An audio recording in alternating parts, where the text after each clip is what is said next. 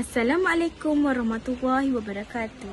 Nama saya Cik Hani Suraya binti Cik Hussein dari unit DM1. Pada tugasan kali ini, saya perlu menganalisis kesalahan ejaan, kata dan ayat dalam penulisan karangan murid tahun 6. Berikut merupakan contoh karangan murid tahun 6 yang saya gunakan untuk menganalisis. Kesalahan pertama yang saya ingin analisis ialah kesalahan ejaan. Kesalahan ejaan yang pertama ialah Oktober. Mestilah ditulis dengan huruf besar kerana semua nama bulan, hari dan nama khas perlu ditulis dengan huruf besar bagi membezakannya daripada kata biasa. Kesalahan yang kedua ialah makanan. Kesalahan yang murid ini lakukan ialah mengeja makanan dengan M-A-K-A-N-A. Pembetulan bagi kesalahan tersebut ialah M-A-K-A-N-E-M. Ejaan yang tepat ialah makanan. Kesalahan yang ketiga yang dieja oleh murid tersebut ialah M-E-N-D-P-A-T. Pembetulan M-E-N-D-A-P-A-T. Ejaan yang tepat ialah mendapat. Kesalahan murid tersebut ialah meninggalkan A selepas D. Kesalahan yang keempat ialah dieja S-U-T-U. Pembetulan S-A-T-U. Ejaan yang tepat ialah satu. Kesalahan ejaan yang kelima ialah bila-bila. Pembetulan bila sempang bila. Tanda sempang membantu menegaskan bahawa ia adalah satu frasa yang khusus dan hubungannya antara dua konsep iaitu bila dan bila. Kesalahan kedua yang saya analisis ialah kesalahan kata. Kesalahan kata yang pertama ialah pada. Pembetulan D. Kata sendi nama D menunjukkan lokasi di mana sambutan itu berlangsung. Kesalahan kata yang kedua, bermandi-mandi. Pembetulan bermandi-manda.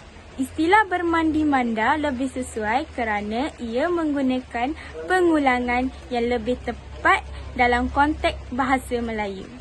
Kesalahan kata yang ketiga ialah dengan. Pembetulan dan.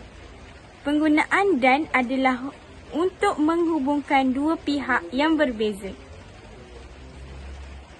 Kesalahan kata yang keempat ialah di dalam. Pembetulan dalam. Penjelasannya, penggunaan dalam lebih sesuai dan jelas tanpa perlu menambah di. Kesalahan yang kelima, bergotong royong. Bergotong royong perlulah ada sempang di tengah-tengahnya kerana ia merupakan istilah yang terdiri daripada dua kata yang digabungkan untuk membentuk satu konsep yang jelas. Kesalahan ketiga yang saya analisis ialah kesalahan ayat. Kesalahan ayat yang pertama ialah pada minggu yang lalu, sekolah saya. Pembetulannya pada minggu yang lalu, ruang sekolah saya. Ianya perlu ada ruang selepas koma. Kesalahan yang kedua, sambutan hari kanak-kanak. Kanak-kanak tersebut merupakan acara, jadi ia perlu ditulis dengan huruf besar. Kesalahan ayat yang ketiga ialah acara pada pagi itu dimulai dengan ucapan. Pembetulannya, acara pada pagi itu dimulakan dengan ucapan. Kata dimulakan lebih sesuai dalam konteks pasif untuk menunjukkan tindakan yang dilakukan. Seterusnya, kesalahan yang keempat ialah ada ibu bapa yang turut hadir untuk membantu para guru untuk mengagihkan makanan kepada murid. Pembetulannya, ada ibu bapa yang turut hadir untuk membantu para guru dalam mengagihkan makanan kepada murid. Penggunaan untuk secara berulang dalam frasa menjadikannya tidak perlu dan tidak relevan.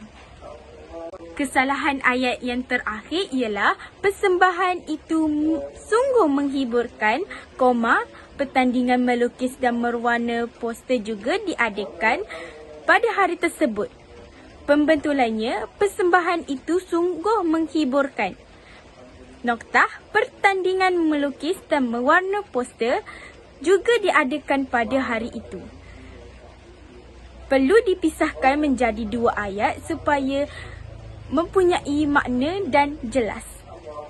Berikut merupakan sumber rujukan yang saya gunakan semasa menganalisis kesalahan-kesalahan yang terdapat dalam karangan murid tahun 6. Sekian, terima kasih.